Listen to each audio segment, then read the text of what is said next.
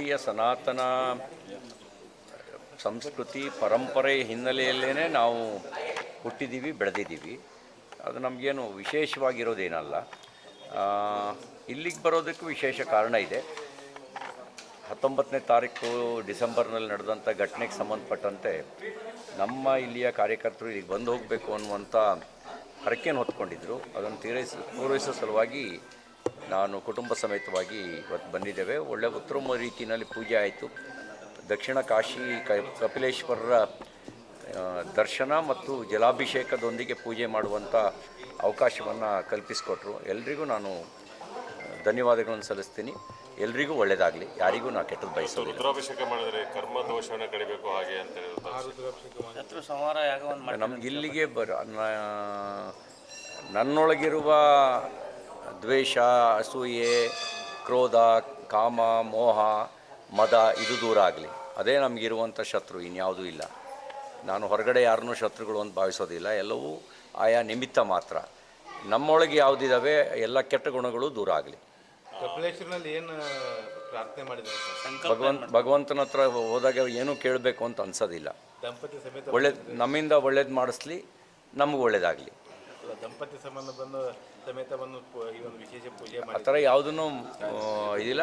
ನಮ್ಮಿಂದ ಯಾರಿಗೂ ಕೆಟ್ಟದಾಗಬಾರ್ದು, ನಮ್ಮಿಂದ ಎಲ್ರಿಗೂ ಒಳ್ಳೇದಾಗಲಿ, ನಮಗೂ ಒಳ್ಳೇದಾಗಲಿ. ಸರ್, ಈಗ ದಂಪತಿ ಸಮೇತ ಮಂಜುನಾಥನ ಸನ್ನಿಧಾನಕ್ಕೆ ಬನ್ನಿ ಅನ್ನುವಂಥದ್ದು ಇತ್ತು. ನೀವು ದಂಪತಿ ಸಮೇತ ಬೆಳಗಾವಿ ಕಪಿಲೇಶ್ವರು ಮತ್ತು ಯಲ್ಲಮ್ಮ ದೇವಿ ಸನ್ನಿಧಾನಕ್ಕೆ ಬಂದು ಪೂಜೆ ಮಾಡಿ. ನಾನು ಆ ವಿಷಯದ ಬಗ್ಗೆ ಏನೂ ಪ್ರತಿಕ್ರಿಯಿಸೋಕ್ಕೆ ಬಯಸೋದಿಲ್ಲ. ಎಲ್ಲವೂ ಕೆಟ್ಟಗಳಿಗೆ ಅಂತ ನಾನು ಭಾವಿಸ್ತೇನೆ. ಎಲ್ರಿಗೂ ಒಳ್ಳೆಯದಾಗಲಿ. ಸರ್, ಪೂಜೆ ಹೇಗೆ ಹೇಗೆ ಏನು ವಿಶೇಷ ಪೂಜೆಯನ್ನು ಕಲ್ಪಿಸ್ಕೊಂತಾರೆ? ನೋಡಿ, ಈ ಸುಮ್ಮನೆ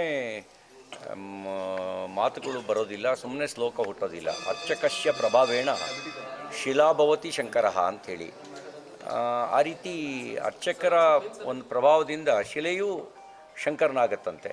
ಹಾಗೆ ಉತ್ತಮ ರೀತಿಯಲ್ಲಿ ಪೂಜೆ ಆಗಿದೆ. ಇನ್ನೆಲ್ಲ ಅವರವರ ಭಾವಕ್ಕೆ, ಅವರವರ ಭಕ್ತಿಗೆ, ಅವರವರ ತೆರನಾಗಿ ಇರುತ್ತೀವನು ಶಿವಯೋಗಿ.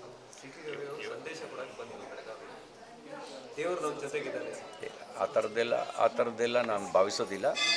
ಎಲ್ಲರ ಜೊತೆಗೂ ದೇವರಿದ್ದಾನೆ, ಎಲ್ಲರೊಳಗೂ ದೇವರಿದ್ದಾನೆ. ಎಲ್ಲ ಆತ್ಮನೂ ಸರ್ವಭೂತೇಶು, ಎಲ್ಲ ಜೀವಿ ಮಾತ್ರ ಅಲ್ಲ, ಎಲ್ಲ ಜಡಚೇತನದಲ್ಲೂ ಕೂಡ ಭಗವಂತ ಇದ್ದಾನೆ. ಇವತ್ತು ಅಂತಾರಾಷ್ಟ್ರೀಯ ಮಹಿಳಾ ದಿನಾಚರಣೆ, ಮಹಿಳೆಯರಿಗೆ ಯಾವ ಥರ ನೋಡಿ, ನೀವು ಜಗತ್ತು ಹೇಗಿತ್ತೋ ಗೊತ್ತಿಲ್ಲ, ಆದರೆ ಭಾರತೀಯ ಪುರಾತನರು ತಾಯಂದಿರಿಗೆ, ಮಹಿಳೆಯರಿಗೆ ಅತ್ಯಂತ ಶ್ರೇಷ್ಠ ಗೌರವವನ್ನು ಕೊಟ್ಟಿದ್ದರು. ನಮ್ಮ ಭಗವಂತನೂ ಕೂಡ ಅರ್ಧನಾರೀಶ್ವರನಾಗಿ ಪ್ರಕಟಗೊಂಡ. ತನ್ನೊಳಗೆ ಸ್ತ್ರೀ ಮತ್ತು ಪುರುಷ ಇಬ್ಬರೂ ಇದ್ದಾನೆ ಅನ್ನೋದನ್ನು ಜಗತ್ತಿಗೆ ತೋರಿಸುವಂಥ ಕೆಲಸವನ್ನು ಮಾಡ್ದ. ನಮ್ಮೆಲ್ಲ ಸಂಕಷ್ಟ ಸಂದರ್ಭಗಳಲ್ಲಿ ಶಕ್ತಿ ದೇವತೆಯಾಗಿ ದುರ್ಗೆ ಅವತಾರ ಎತ್ತಿ ರಾಕ್ಷಸ ಸಂಹಾರ ಮಾಡಿರೋದನ್ನು ನಾವು ನಮ್ಮ ಪುರಾಣಗಳಲ್ಲಿ ಕೇಳ್ತೇವೆ. ಆಗ ಒಂದು ವಿಶೇಷವಾಗಿರ್ತಕ್ಕಂಥದ್ದು, ಎಲ್ಲಿ ಯತ್ರ ನಾರಿ ಪೂಜ್ಯಂತೆ ತತ್ರ ದೇವತಾ ಅಂತ ಭಾವಿಸಿದಂಥ ಸಂಸ್ಕೃತಿ ನಮ್ಮದು. ಎಲ್ಲಿ ಸ್ತ್ರೀಯರಿಗೆ ಗೌರವ ಇರುತ್ತೋ ಅಲ್ಲಿ ದೇವತೆಗಳು ಪ್ರತ್ಯಕ್ಷ ಆಗ್ತಾರೆ ಅಂಥೇಳಿ ನಮ್ಮ ಒಂದು ಈ ಭಾರತೀಯ ಪರಂಪರೆಯಲ್ಲಿ ಜಗತ್ತಿನ ಎಲ್ಲ ಸಮಸ್ಯೆಗಳಿಗೆ ಉತ್ತರ ಇದೆ. ನಾವು ಅದನ್ನು ಪುನರುತ್ಥಾನಗೊಳಿಸ್ಬೇಕು ಅಷ್ಟೇ. ಕಳ್ಕೊಂಡಿರೋದನ್ನು ಪುನರ್ಸ್ಥಾಪಿಸಬೇಕು.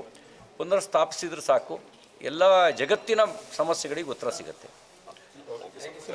ಸನ್ಮಾನ ಮಾಡ್ತಾರೆ.